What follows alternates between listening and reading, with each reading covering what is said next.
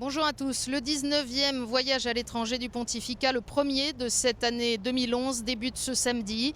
Benoît XVI s'envole pour Zagreb, capitale de la Croatie, à la rencontre des jeunes et des familles de ce pays catholique à 80% que Jean-Paul II avait visité à 3 reprises.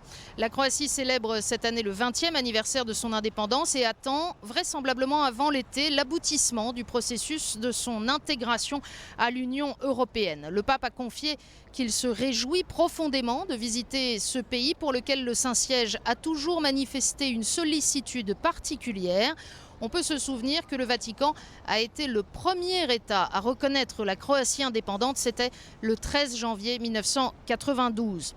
Les conflits fratricides qui ont ravagé cette région entre Serbes, Bosniaques et Croates au moment du démantèlement de l'ex-Yougoslavie dans les années 90 ont bien entendu laissé des traces.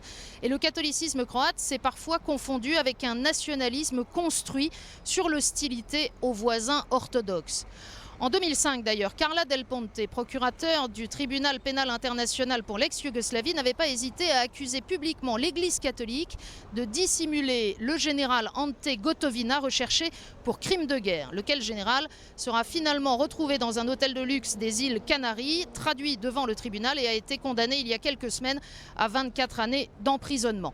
Mais revenons au programme de Benoît XVI qui, outre les rencontres avec les représentants de l'État, comprend 4 rendez-vous importants. Après la cérémonie de bienvenue en fin de matinée à l'aéroport de Zagreb, le pape se rendra à 18h15 au Théâtre National où il rencontrera les responsables politiques, les chefs d'entreprise, les diplomates, les artistes et les universitaires. Il prononcera un discours vraisemblablement axé sur l'identité européenne. On peut se souvenir que le 11 avril dernier, en recevant le nouvel ambassadeur croate près le Saint-Siège, Benoît XVI avait fustigé les voix chagrines qui continuent de contester la réalité des racines chrétiennes de l'Europe et regretté qu'il soit désormais de bon ton d'être amnésique et de nier les évidences historiques. Il avait alors invité les Croates à ne pas avoir peur de revendiquer avec détermination le respect de leur propre histoire et de leur propre identité culturelle et religieuse. Aux jeunes aussi, avec qui il a rendez-vous plus tard dans la soirée pour une veillée de prière, le pape pourrait parler de l'Europe, notamment en évoquant la figure d'Ivan Merz, ce laïc croate mort à 32 ans en 1928, béatifié par Jean-Paul II et que ses compatriotes appellent l'apôtre de la jeunesse à dimension européenne. Et puis il y aura 2 grands rendez-vous dimanche. Le matin, le pape célébrera la messe à l'occasion de la clôture des Journées nationales des familles catholiques croates.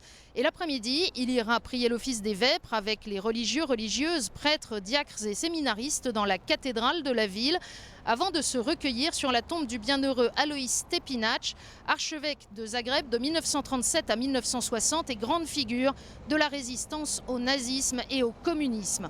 En 1998, lors d'une messe célébrée à l'église croate de Rome, le cardinal Ratzinger d'alors avait souligné que l'exemple du cardinal Stepinac nous invite au courage d'être en contradiction avec le monde, si le monde est en contradiction avec la parole de Dieu. Bien entendu, toutes les étapes de cette visite en Croatie sont à suivre en direct sur KTO et sur www.ktotv.com.